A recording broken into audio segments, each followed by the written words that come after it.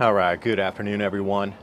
As I was doing an update on my Patreon channel this morning, a couple of people had written in and said, what can we do to get ready for this? I'm about, what can you get on the internet at the moment?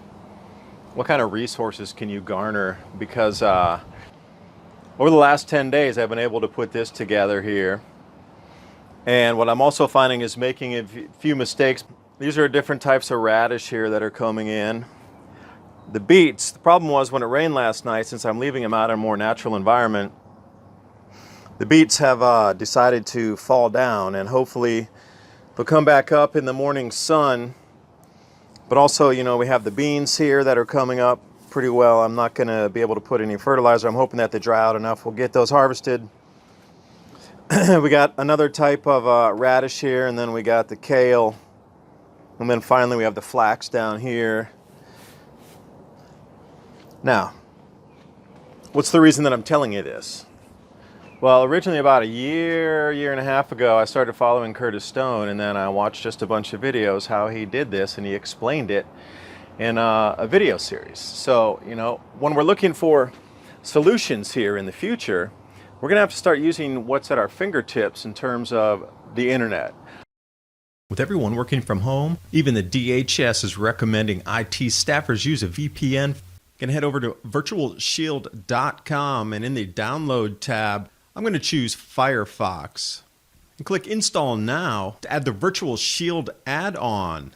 It's just that easy. And get started with your free 30-day trial. Install it, click connect.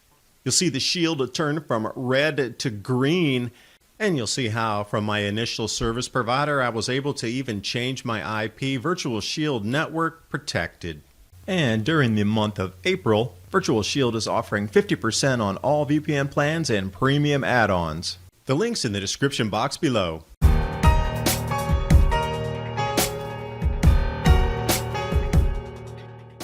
So download a bunch of PDFs. You'll be able to find, and you don't even have to buy it. Everything's for free these days. So go ahead and take a look at what's on the internet. And if I can do that and just create it out of 2 sawhorses. Now another thing that you're going to want to watch though is these are too far out in the open. So what I really needed to do last night was, bring them back in and push them in so they didn't get wet, which I'm going to do now because it's supposed to rain today again later on. But bringing them in like this is going to save yourself an enormous amount of hassle. And I think I'm going to go ahead and harvest these flax tonight. And again, we'll bring them in like this. And then see how much more protected they are right against there. They won't get any rain tonight, and everything should be still glistening and moist in the morning.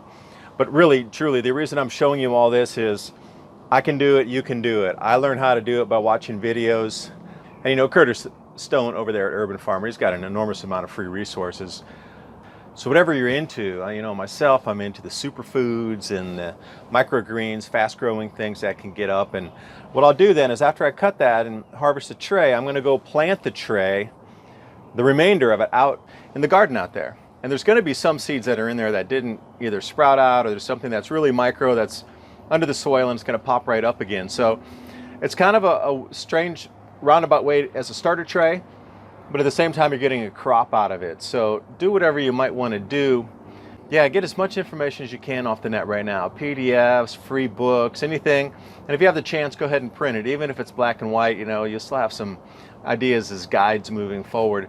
Because we're coming into a real strange time. Things are going to get incredibly strange really fast here. So when I mentioned replanting the tray after harvest, so this is what we have here. Took about 8-9 days to get to this with the flax. Then trimming, harvesting, and this is the yield that we took out of that one tray, nice leafy greens. But then you're left with this inside the tray itself. So what you want to do is just scoop out that dirt and put it in your garden. Now the area where I'd put it, we were still trying to add a little more fertilizer and garden soil itself to get that area into a raised bed. But for now, I put it out there, see what happens. And looking at something from a wide view, quite different than when you're looking close to it into the radish. And you can do an enormous amount of research on the micronutrients itself within the different colored microgreens that are coming out, top view of the same ones. Another 2 days later, you can see how the color changed from that vivid purple on the stems all the way into the brightening green leaves. And the beets as well. This is prior to the rainstorm where they were knocked down by the heavy droplets. Beets took such a long time. That's about 2 weeks in the growth there. Cabbage coming up nice and pretty.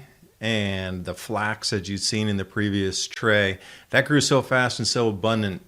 And then the bush beans. Obviously they're turning yellow. They need some fertilizer, a little more sun, so I might need to move them into a different area. But you know, it's all a progress in learning, and I'm still trying to get the exact seed ratio for perfect tray coverage. Right now I'm using a salt shaker for the tiniest of seeds to get them to spread out evenly. And if you are interested in giving it a try, I bought all of these seeds from trueleafmarket.com. They have an enormous amount of microgreen seeds. They must have more than 50 varieties. And if you're into something else to grow it out for food to eat, they also have herb kits and everything that you would require for the garden. Links in the description box below. It's a way to support the Adapt 2030 channel. Thanks for watching. Hope you can find something to do while you're locked in your homes, and I will see you next video.